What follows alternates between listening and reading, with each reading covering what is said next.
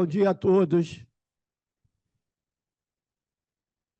Vamos iniciar a reunião mensal de aposentados e pensionistas com a presença do palestrante atuário Luiz Felipe, tá? Que vai falar sobre o PED, né? Basicamente sobre isso. Beleza. Bom dia a todos, todas. É um prazer estar aqui com vocês. Estão escutando bem? Então, beleza? Bom dia também a quem está nos assistindo aí pelo virtual. Me apresentar rapidamente, para quem não conhece, meu nome é Luiz Felipe. Né? Na verdade, eu não sou atuário, viu, Holanda? Eu sou economista, mas eu trabalho na área de previdência complementar há 33 anos. É, Trabalhei na Petros durante um bom tempo, trabalhei com o Maurício Rubem, se não me engano, por 13 anos, que a gente trabalhou juntos lá. E sou participante do PPSP e sou participante do PP2 também. Eu sou daqueles que fez o BPO, né, na época. Bom, Holanda pediu para eu vir aqui fazer uma apresentação para vocês. Foi uma apresentação que eu fiz para a turma do Plena FUP, e ela passa um pouquinho sobre o modelo de plano que está sendo construído no âmbito, né, do grupo de trabalho e da comissão quadripartite. Eu fiz assessoramento técnico tanto ao grupo de trabalho quanto à comissão quadripartite, e falar um pouquinho para vocês. Eu sei que é uma preocupação de todos, falar assim, eu estou indo para um plano que eu não sei se vai durar pela minha vida toda, né? E é difícil a gente sair de um plano que a gente conhece para alguma coisa nova, ainda mais, né, quando a gente já na fase de aposentado e tal. E então, vou falar um pouquinho para vocês sobre a questão da expectativa de vida, o quanto que esse modelo que nós estamos construindo tem a preocupação, né, de manter a cobertura previdenciária que a gente tem hoje nos PPSPs. Tá? E isso foi uma das condições de todas as entidades representativas que participaram, que vêm participando, né, do grupo de trabalho, da comissão quadripartite, do Fórum dos Petroleiros e por aí vai. Tá? O primeiro slide, deixa eu ver se eu me entendo aqui com ele, peraí. Acho que... Passa para mim, por favor. Tá. Bom, o primeiro slide é uma representação gráfica desse modelo de plano, que é um novo modelo de plano. Tá? Vocês têm escutado, é um plano CD. É, é, Formalmente, ele foi construído como sendo um plano CD, um plano... Onde que eu passo? Nas laterais mesmo? Tá. Um plano CD. Isso tem uma razão de ser, que foi um dos pontos colocados pela Petrobras como premissas, né, para esse acordo. E talvez eu não fale muito do acordo aqui, mas nas perguntas eu estou aqui à disposição para responder o que não tiver aqui contemplado. Eu sei que tem muitas dúvidas com relação a esse processo, e é natural. Então, uma das premissas é que o plano fosse de contribuição definida, e isso tem a ver com a contabilidade da Petrobras. O plano de benefício definido nosso hoje gera um passivo atuarial na contabilidade da Petrobras, e ela estaria trocando esse passivo atuarial por uma dívida financeira. Tá? E, reconhecidamente, essa dívida financeira é maior do que o passivo atuarial. Só que o passivo atuarial traz riscos futuros e que está se tentando mitigar com esse novo plano, tanto o risco futuro para a patrocinadora quanto para nós participantes. Tá? E eu também posso falar mais disso no futuro. O que eu queria mostrar para vocês é o seguinte: esse modelo ele tem contas individuais para quem migrar. E isso caracteriza um plano CD. Tá? Quem migrar e tiver ativo, são essas caixinhas azuis aqui, vai trazer a reserva matemática para as caixinhas azuis. Quem for aposentado, traz a reserva matemática para essas caixinhas aqui, meio cor de tijolo aqui. Tá? Primeiro, conceito de reserva matemática, que eu vejo muita briga em WhatsApp por causa disso. Não tem muito a ver com o que você contribuiu, passado, e mais a ver com o que você tem direito futuro. Tá? A reserva matemática, um conceito relativamente simples dela, é quanto que o plano atual precisa ter de recursos para pagar o seu benefício. pela sua expectativa de vida. E aí a gente não olha para o benefício bruto, a gente olha o dinheiro que o plano precisa ter para pagar esse benefício. Se ele te paga 10 e te cobra 1 de contribuição normal e 1,5 de contribuição extraordinária, você só recebe 7,5. Tá? E esses 7,5 é que vão ser a base de cálculo para a tua reserva matemática. Por isso que, às vezes, vocês veem no WhatsApp assim, mas você vai estar pagando tudo à vista.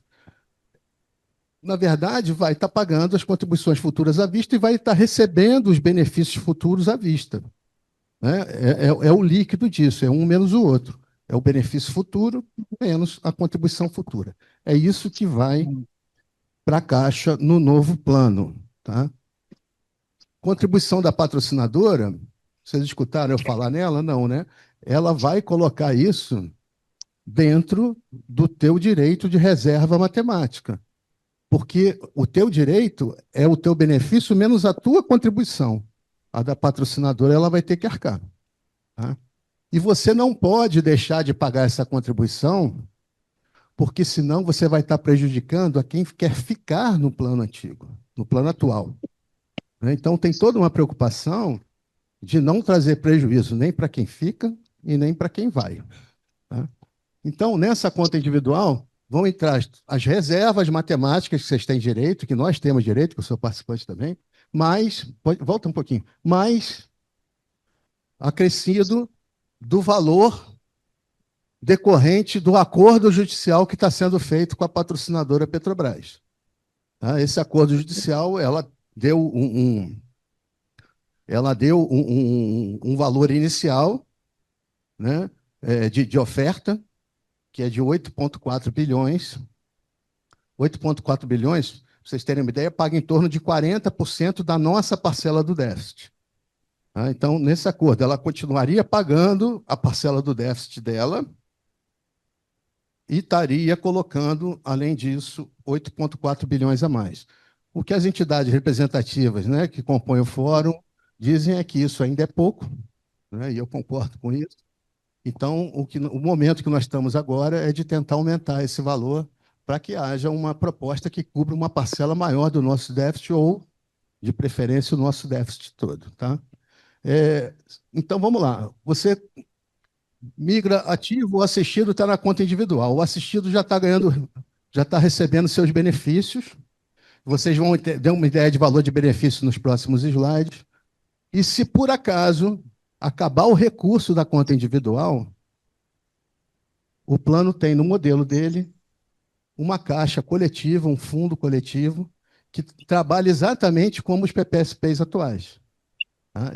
Daqui vão ser pagos os benefícios de forma vitalícia, tanto do participante quanto dos seus beneficiários, daqueles participantes, daqueles assistidos, né, tanto aposentado ou pensionista, cujos saldos individuais acabaram. Tá? E como é que forma essa conta, o dinheiro que precisa ter aqui dentro? Tá? Nos nossos cálculos, primeiro, é paritário, metade nós vamos pagar para botar aqui dentro, metade a Petrobras vai pagar para botar aqui dentro. Nos nossos cálculos, precisa de algo em torno de 4 bilhões de reais aqui. Isso é cálculo assim, hipotético, de 100% de migração. Óbvio que isso vai ter que ser refeito, porque a gente sabe que não vai ter 100% de migração. Então, 4 bilhões de reais com 100% de migração, isso corresponde a algo em torno de 2% das contas individuais vindo para cá, 2%, e a Petrobras botando 2 bilhões aqui. Tá? Por aí. Vamos lá. Que eu vou precisar pegar uma cola, só para eu lembrar do slide. Vamos lá. O benefício, o valor do benefício no novo modelo terá uma variável utilizada, né, que é a expectativa de vida do grupo familiar do participante.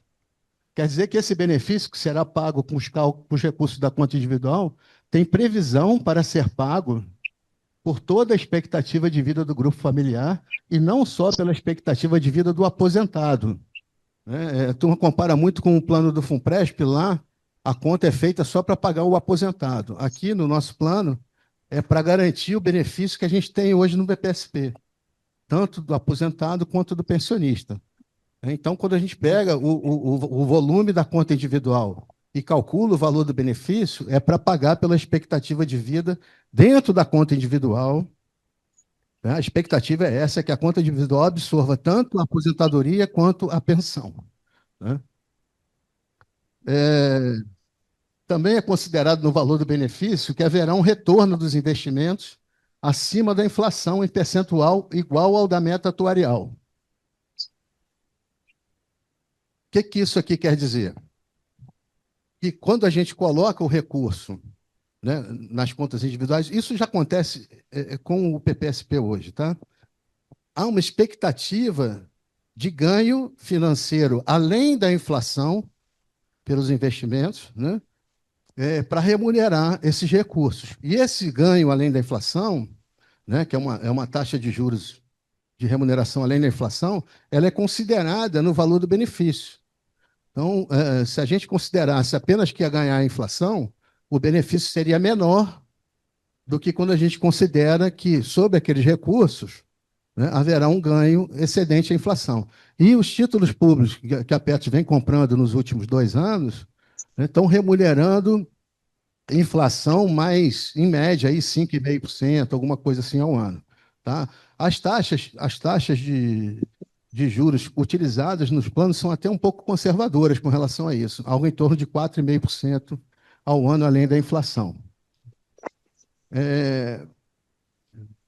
Então, aqui a gente está falando aqui que somente após o encerramento, isso aqui eu já disse, né, dos recursos da conta individual, em razão do pagamento dos benefícios ao aposentado e também aos beneficiários, é que o benefício passa a ser pago pelo Fundo Garantidor de Benefício Continuado. E para que se calcule o valor necessário a ser alocado no fundo, esse fundo coletivo, né, que a gente chamou de Fundo Garantidor de Benefício Continuado, que permita o pagamento dos benefícios dos aposentados e beneficiários que tiverem os saldos individuais zerados, será necessário aguardar o final do processo, pois esse valor dependerá dos valores dos beneficiários a serem pagos, assim como da expectativa de vida dos grupos familiares. Né? Mas algumas estimativas a gente fez considerando 100% de participantes migrados. Pode virar, por favor. Isso aqui é uma tabela de expectativa de vida. Muita gente fala assim, mas pensa que existe uma expectativa de vida única para a massa de participantes. Isso não existe. Por que não existe? Vou dar um exemplo aqui. Se eu tiver, por exemplo, 60 anos de idade, a minha expectativa de vida é de 25 anos, quer dizer que quando eu chegar aos 85, a minha expectativa de vida é zero? Né? 60 mais 25, 85. Não, não é. Se eu cheguei aos 85, eu tenho uma nova expectativa de vida. A cada ano que passa, eu tenho uma nova expectativa de vida. Só para vocês entenderem, isso aqui é cálculo estatístico, né, probabilístico, com base em ocorrências efetivas de falecimentos da população. Né? Então, se eu tenho 60 anos, todo grupo de pessoas que tem 60 anos nessa massa nossa tem uma expectativa média de vida de 25,6 anos. É uma expectativa de vida média. Alguns vão morrer mais cedo, outros vão morrer mais tarde. Se você, que é desse grupo de 60, daqui a um ano, se você estiver vivo, a tua expectativa de vida é um pouquinho maior do que você tinha aos 60. 60 mais 25,6 dava 85,6. 61 mais 24,7 dá 85,7. Por que eu ganhei 0,1 ano de expectativa de vida? Porque aquele de 60 era uma média. Naquela média, alguns faleceram com 60. Então, quem sobreviveu é um grupo menor, mas tem uma expectativa um pouco maior, porque já passou daquele risco de ter falecido aos 60. Tá? Então, é isso que vai acontecendo, e nós temos 6 pensionistas nos PPSPs com 100 anos. Vai falar assim, ela vai migrar, não vai ter direito a receber nada na conta individual, já vai direto para a conta coletiva? Não. Ela tem lá 2,8 anos para receber pela conta individual. Tá? A pessoa com 100 anos. Então, eu vejo também muita discussão no WhatsApp nisso. Ah, poxa, um monte de gente já vai entrar pela conta individual. Não vai, não, pela conta coletiva. Não vai, não. A conta coletiva ela está sendo feita para ela ter o maior, com o maior conservadorismo possível, para ela agregar o máximo de rentabilidade possível sem ser utilizada, né? Pode mudar, por favor. Pera. Acho que eu tô. Tá, beleza.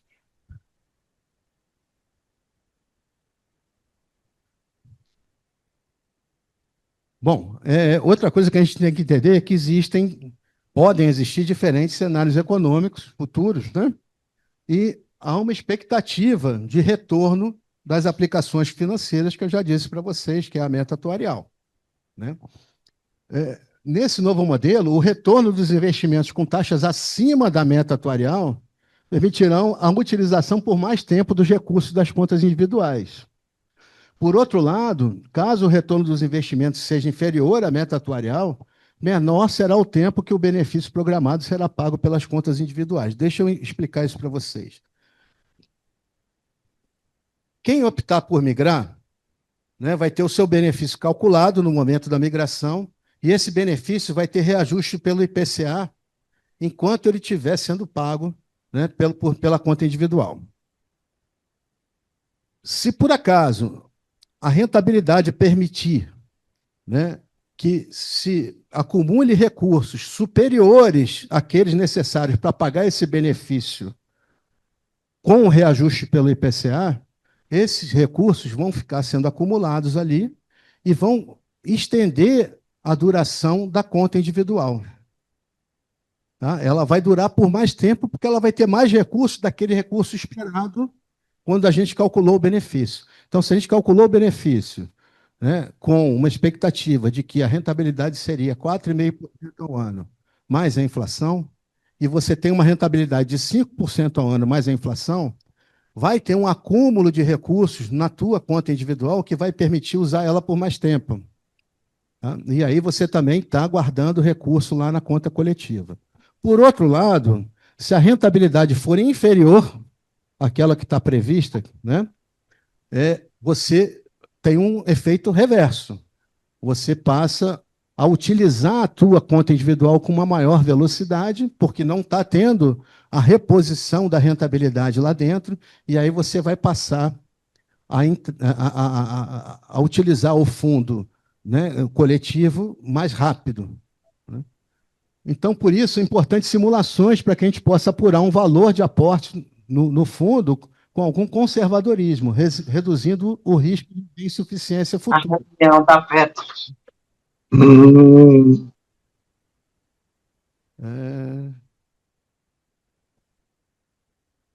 Eu não estou conseguindo aqui mesmo, não, cara.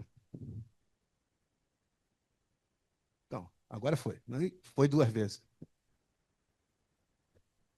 Bom, considerando a migração de todo o público-alvo, de 100%, e a manutenção das tábuas de mortalidade atuais dos planos, a estimativa é que o valor do fundo terá de ser de cerca de 4 bilhões de reais.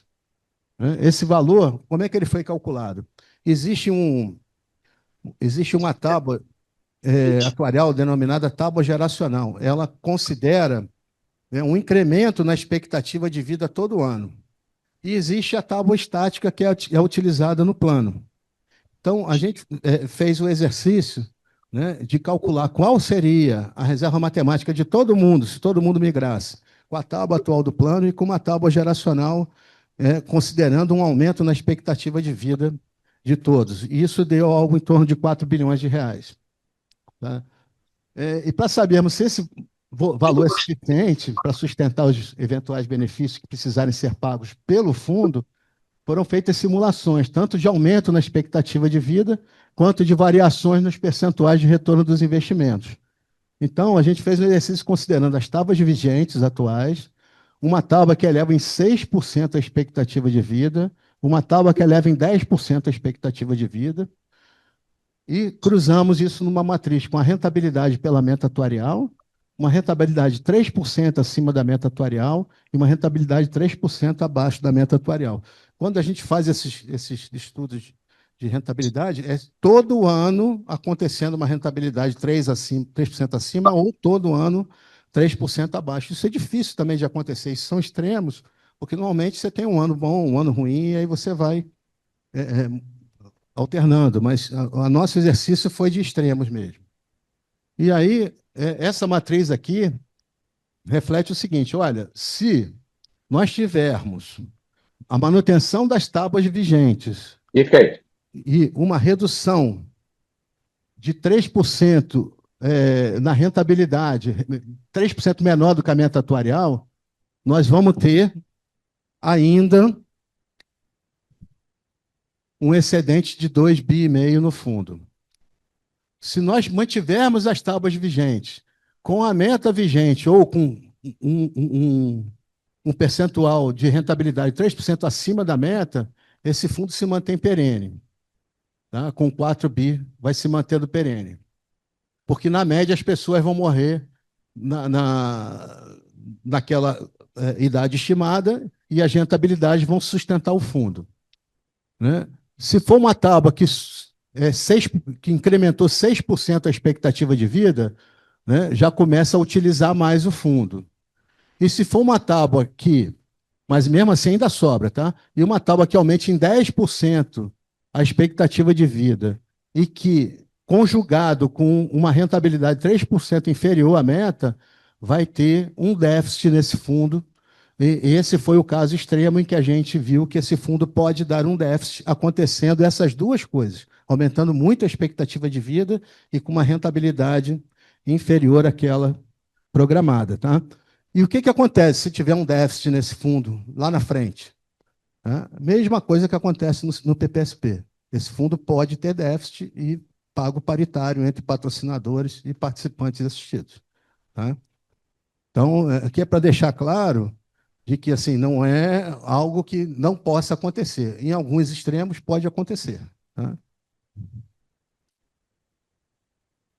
Agora, eu vou fazer aqui agora, são quadros praticamente iguais daqui até o final, ou até o penúltimo slide, mas só para vocês entenderem, eu vou variar aqui agora só a rentabilidade auferida. Tá? Aqui a rentabilidade é igual à meta atuarial, 4,5% ao ano. Depois eu vou mudar os gráficos, os quadros, para rentabilidades. Essa aqui, por exemplo, logo embaixo, é uma rentabilidade inferior em 3% à meta atuarial. E eu estou segurando a tábua atuarial vigente, para a gente ver por quanto tempo a conta individual, agora eu não estou falando do fundo coletivo, quanto tempo a conta individual demoraria para acabar, né, de acordo com alguns cenários aqui, né, de idade de participante e pensionista e, e o valor do benefício. Tá?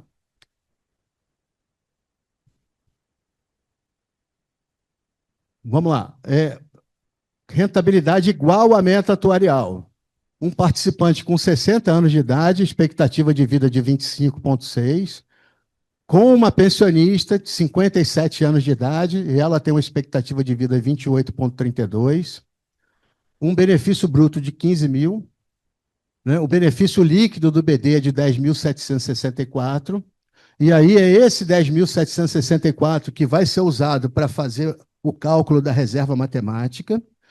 Chegou lá na reserva matemática, vai ser acrescido, esse benefício CD considerado na simulação, está aqui, ó.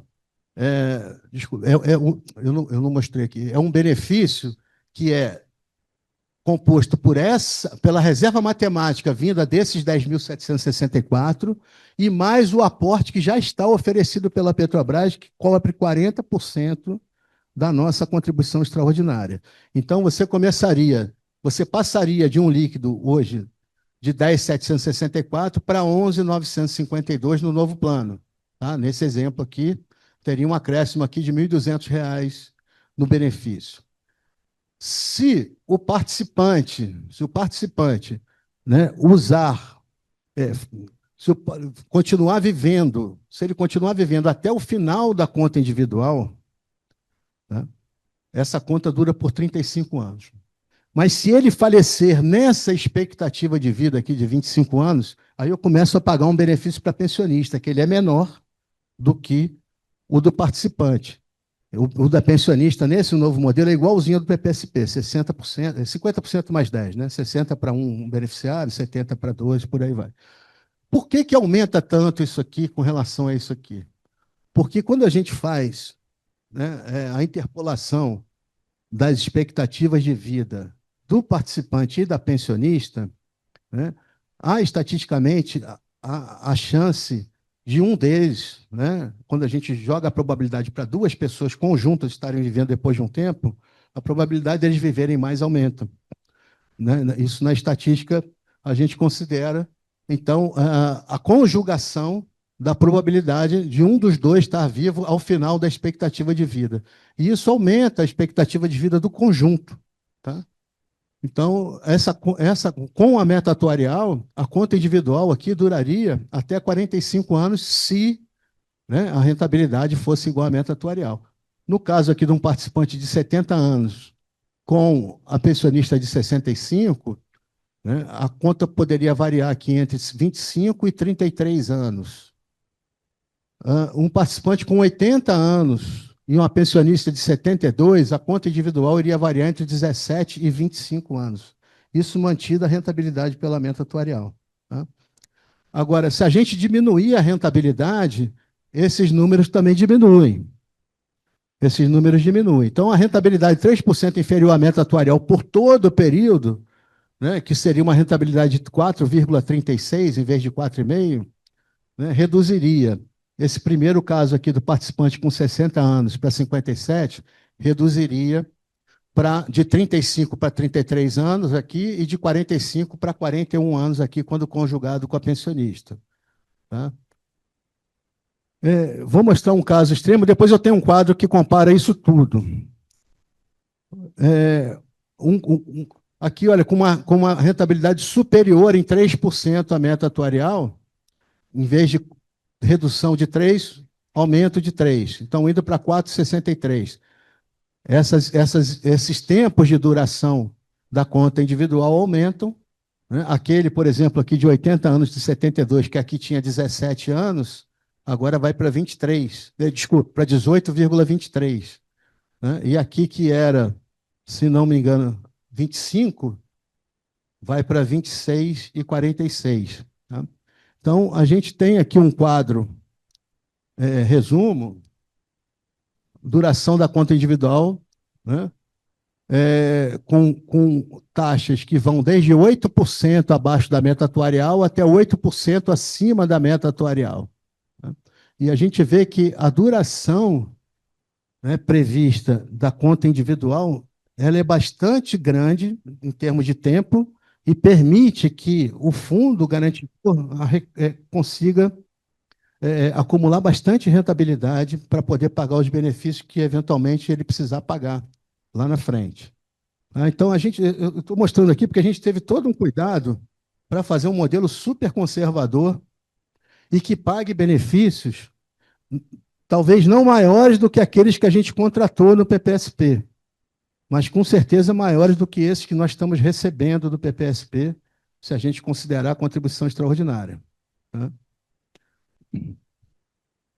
Bom, aqui é uma conclusão do estudo que a gente fez, né, que o novo modelo é consistente e permite o pagamento de benefícios vitalícios, seja por meio das contas individuais, seja pelo fundo garantidor. A metodologia do cálculo do fundo mostrou consistente em simulação considerando 100% de migração. A gente precisa fazer, né, efetivamente com a quantidade de migrados. Conforme os cenários avaliados, o risco do fundo está associado principalmente à longevidade do participante e à rentabilidade do plano. E o seu valor apurado pela simulação, considerando 100% de migração, mostrou-se suficiente para suportar variações da expectativa de vida e rentabilidade que não sejam extremas. As simulações de prazo de pagamento por meio de contas individuais demonstram que o fundo demorará para ser utilizado por grande parte da massa de assistidos dos PPSPs e, nesse tempo, irá acumular rentabilidade que o tornarão mais robusto.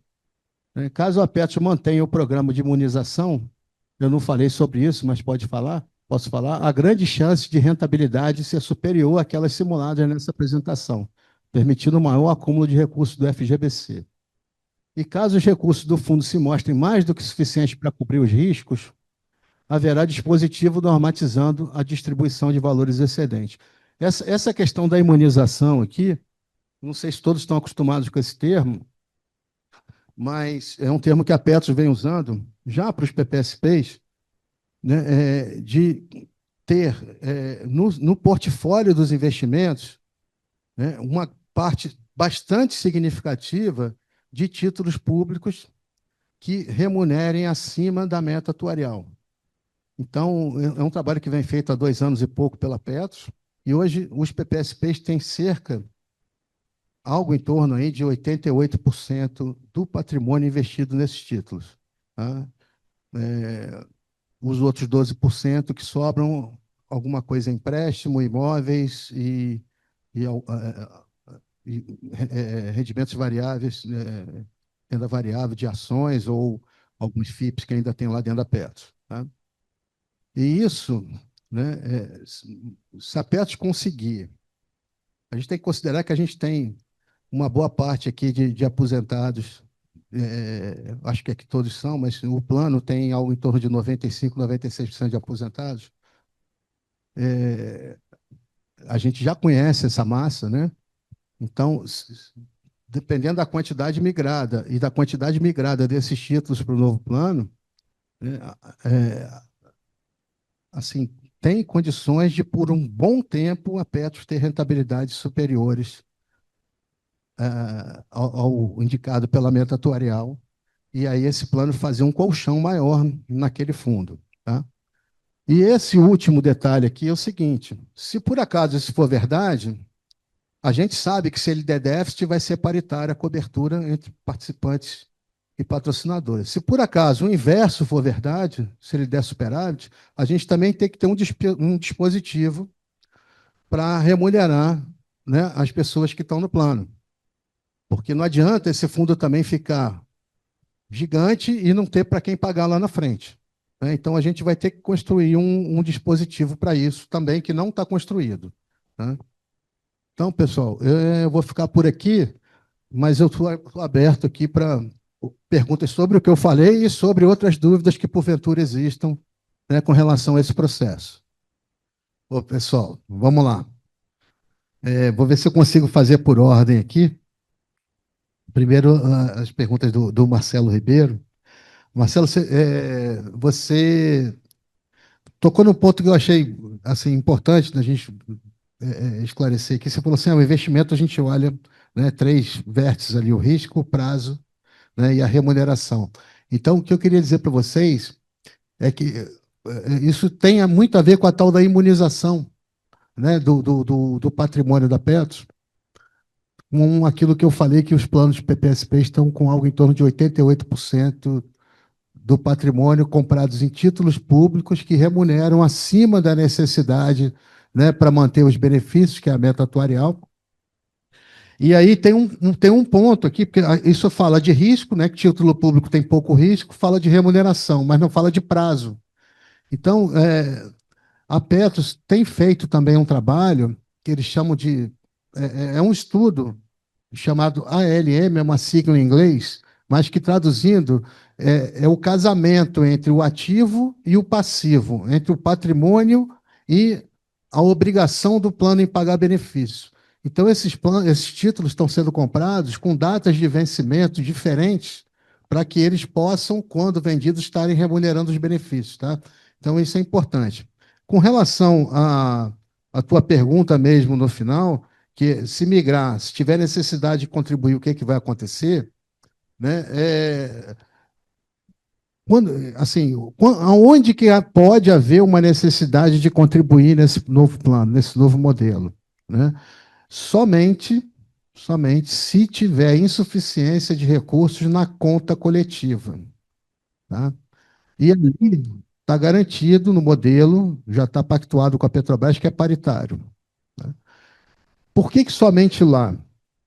Eu passei um pouquinho por isso na apresentação, mas é bom a gente fixar isso. Enquanto o benefício estiver sendo pago pela conta individual, ele tem um valor fixo reajustado pelo IPCA. Se por acaso a rentabilidade do fundo for suficiente para pagar, a rentabilidade do plano for suficiente para pagar esse benefício reajustado pelo IPCA, não vai ter problema na conta individual. Mas se ela não for, se a gente começar a receber aquele benefício que é fixo e reajustado pelo IPCA, assim como é no PPSP, né? Mas a rentabilidade não for suficiente, na conta individual não dá déficit. O que vai acontecer? Ela vai terminar, ela vai se esgotar mais rápido. E aí você vai passar a receber do fundo coletivo antes do previsto. E aí pode dar um problema no fundo coletivo. Lá pode ter déficit, se tiver déficit é paritário. Tá? Tá esclarecido? Tá legal? Bom, o Fernando ele perguntou se poderia, né, utilizar uma expectativa de vida, pelo que eu entendi, que ele, né, determinasse para poder receber o benefício num prazo diferente e um benefício maior do que aquele previamente estabelecido pela expectativa de vida definida para ele, né? Fernando, não pode, mas eu vou dar um esclarecimento melhor. Essa tua pergunta, né, ela tem solução num plano de contribuição definida tradicional, onde você escolhe por quanto tempo você quer receber o recurso, né? Só que a diferença é que num plano de... Vou dar um exemplo aqui. Se você pegasse a tua reserva matemática, fosse para um plano de contribuição definida normal, e escolhesse receber por 15 anos, certamente você receberia um benefício maior do que o que você vai receber aqui. Só que no primeiro dia do 16º ano, você não tinha mais nada para receber, né? O teu dinheiro esgota. Esse modelo, se a turma entendeu legal, nós fizemos aqui um plano de benefício definido, né?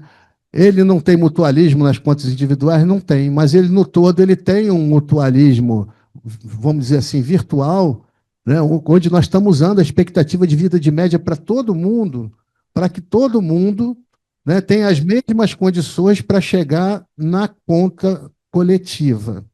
Porque se por acaso eu te dou esse direito de receber em 15 anos um benefício maior, e se acabasse e você fosse para a conta coletiva, você estava recebendo de lá um benefício maior do que os outros têm direito, né, que é pela expectativa média de vida. Então, ele não tem mutualismo, mas ele tem virtualmente uma condição em que todos estão colaborando, né, para um resultado do plano lá naquela conta coletiva ser igual para todo mundo, ser equivalente para todo mundo, né? Vamos lá, Matos perguntou, mas com relação primeiro você comentou assim, todo mundo entendeu, né, que ao migrar no cálculo da reserva matemática está sendo descontado a contribuição pela expectativa de vida, que é aquela que está ali, que é uma expectativa média. É isso mesmo, todo mundo tem que entender isso. Assim, como todo mundo tem que entender o outro lado, que está recebendo o benefício antecipado por toda aquela expectativa de vida média. Tá? O que está ali é o benefício menos a contribuição. Tá? Então, tem os dois lados. Tá? Você está pagando antecipado, mas está recebendo antecipado, está colocando na conta e está levando para o outro plano. Com relação aos empréstimos, o normal, as duas opções são viáveis, mas o normal lá na Petros, por outros processos de migração que a Petros já fez, é ela manter as contribuições no novo plano. Tá? Você migra a carteira de empréstimo para o novo plano, e aí de lá você passa a descontar do benefício do novo, só de quem migrar, obviamente, né? Quem migrou carrega junto a carteira de empréstimo e aí passa a descontar lá. E aquela carteira vira uma nova carteira. Isso, isso. Isso é o normal que a Petros vem fazendo. Tá? Já vi em outros casos, em outros fundos de pensão, descontar, mas a Petros nunca fez isso. Né? Vanildo, o Tedesco já meio que te respondeu, mas a questão primeiro da pensionista, né? Eu acho que é a mais importante aqui. Realmente há uma diferença entre o valor das pensionistas não repactuadas e repactuadas, e não é mais uma diferença das novas pensionistas, porque a reforma da Previdência igualou mais ou menos isso, mas tem um estoque ali em que houve uma diferença até grande, significativa desses valores. E essa diferença não está sendo resolvida com isso, tá? Com essa migração. Pode até ser uma pauta de vocês, tá? Resolver isso antes da migração aqui, tá? Para que se iguale o tratamento dado para poder migrar. É mais um custo para a Petrobras? É mais um custo para a Petrobras, tá? Mas eu acho que é uma reivindicação que pode ser feita. Não sei se vai ser atingida, conseguida.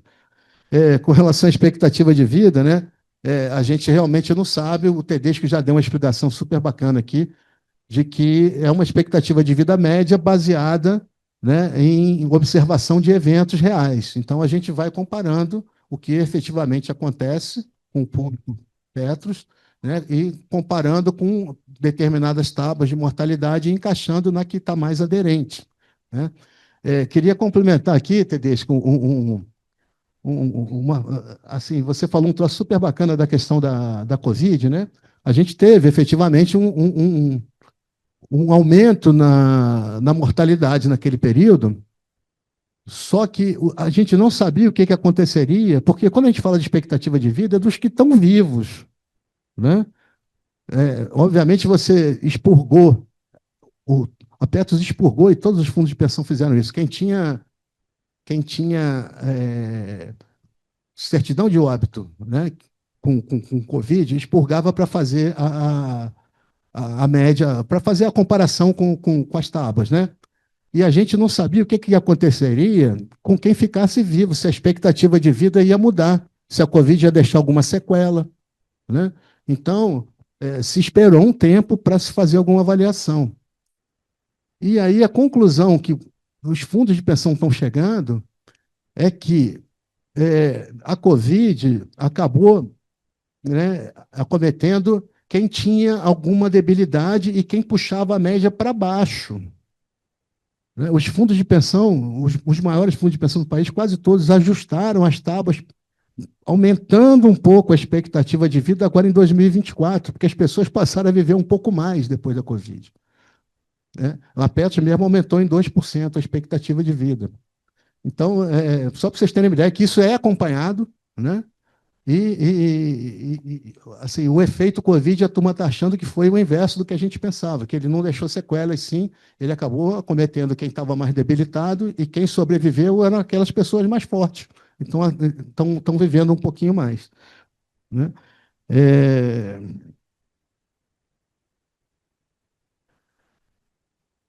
O Martins falou aqui de uma deficiência de reajuste dos benefícios de 43% para os não repactuados, 33% para os repactuados.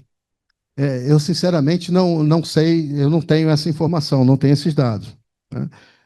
Agora, eu queria dizer, Martins, que no final da sua fala, né, você falou que primeiro a Petrobras, né, venha a pagar, né, o que deve, tudo, e é exatamente nesse ponto que nós estamos. E esse ponto talvez seja o ponto mais importante aqui do recado para vocês. Né? A mobilização é importante. Nós estamos com uma oferta da Petrobras que todo mundo tem considerado baixa diante do que a Petrobras pode. Né? Então, como eu falei já, a oferta que está na mesa paga em torno de 40% do nosso déficit. Eu participei, né, que eu estou dando assessoria, consultoria para participantes assistidos de outros fundos de pensão. Eu participei, não sei se vocês souberam, há pouco tempo teve um acordo no âmbito do Portos, né, exatamente assim, nas mesmas condições parecidas com a nossa, né, que é uma transação judicial, né, para um acordo, os patrocinadores foram à justiça, fizeram uma ampla transação, ofereceram uma determinada quantidade de recursos em troca da retirada das ações da justiça e tudo. É o que a gente está negociando com a Petrobras. E lá, né, no Portos, eu acredito que os patrocinadores, alguns são fortes, Porto de São Paulo, Porto do Rio, Vitória, mas a grande maioria não é uma Petrobras. Né? E lá o que se conseguiu foi que os patrocinadores pagassem 2/3 do déficit dos participantes, ou seja, 67%.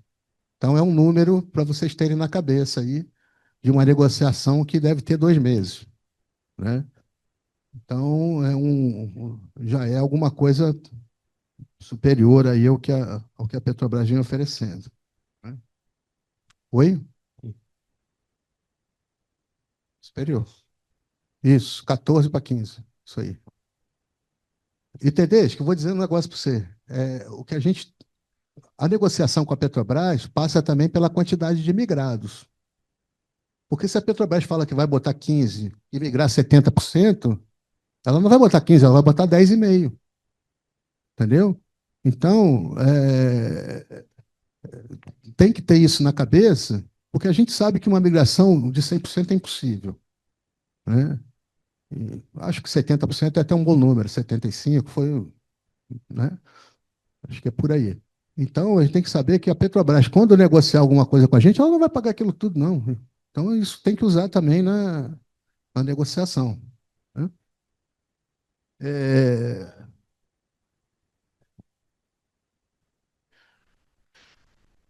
cara, eu acho assim, o número mais fácil de atingir é de 60%, mas esse meu número tem uma razão de ser. É a quantidade, é o percentual de participantes assistidos que não tem ação judicial.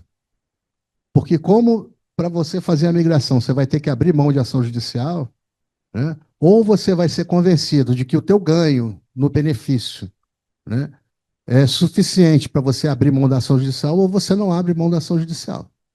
Então, eu acho que uns 70% ali, eu acho que a gente é capaz de chegar, né? Sim.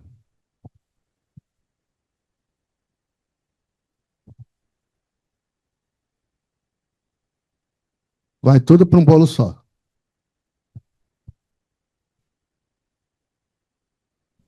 Não. Não, a pergunta dele é se repactuado e não repactuado vão para o mesmo bolo. Eu respondi que sim. Aí ele perguntou assim: o repactuado já não tem quase isso tudo? Não. O repactuado, ele é um não repactuado com reajuste diferente. Não, Que, a minha pergunta é se o não repactuado, como ele já repactuou, ele não estaria dentro dessa própria migração obrigatoriamente não, ou não, não? não, não, não, não. Esse é outro modelo, é um terceiro modelo. Bom dia, Felipe. Essa lógica aí que aconteceu com a Portos, em tese, os patrocinados reduzir, então, o benefício, a dívida, os equacionamentos deles, mais ou menos 70%. Exemplo, se eles pagavam 3 mil, passaram a pagar apenas 1 mil. É por aí que aconteceu? Na prática, é exatamente isso. Só que lá não era, lá eles não estavam pagando déficit somente com contribuição extraordinária. A situação deles era muito pior do que a nossa, muito pior. Eles, por exemplo, estavam desde 2020 sem reajuste no benefício, estava congelado. Eles não tinham mais direito a pecúria, eles não tinham mais direito a 13º, não era 30%, não, era 100% lá. Então, essas coisas também retornaram, o reajuste não deu para dar todo o integral do passado, mas deu 70% do reajuste. E aí, assim, foram incorporando benefícios que eles tinham perdido, sabe? Mas, na prática, é isso. Eles deixaram de pagar 2/3 do equacionamento. É isso. Que eles estavam pagando de outras formas. Tá? É. Oi? Não, não, lá não, mas vai ter. Ainda não tem, mas vai ter. Não foi no âmbito da negociação. Mas tem patrocinador lá desesperado já. Ô Cosme, depois eu vou conversar contigo, porque eu queria saber o teu caso. Assim, eu não trabalho na Petros, mas eu tenho conhecidos que não vou prometer, igual prometeram aqui não, mas eu quero saber o teu caso e ver no que eu posso ajudar, tá? Zé Carlos, eu já te expliquei aqui, já que ele está lá, né? A contribuição que ele estava vendo no contra-cheque maior é a do 13º, que infelizmente ela é de 30% e não de, sei lá, todo mundo é igual, todo mundo é igual. Não, né? A de 2018 vai ali, dependendo se a pessoa é ativa, aposentada, repactuada ou não repactuada, vai de 11 a 13, só que no 13º ela é de 30%. É, bom, o Thales fez aqui umas manifestações começou falando de ações judiciais, né, que infelizmente não tem o resultado esperado, e não tem tido, e não tem, assim, só confirmando, eu tinha até conversado com o Atos ali antes, a gente realmente não tem tido, né, sucesso em ações judiciais, e o entendimento do judiciário brasileiro é de que a legislação, né, que determina a paridade contributiva, impossibilitando a Petrobras de arcar com volumes maiores do que os participantes assistidos, que é de 98, né, o nosso judiciário está entendendo que ela vale mesmo para cláusulas anteriores.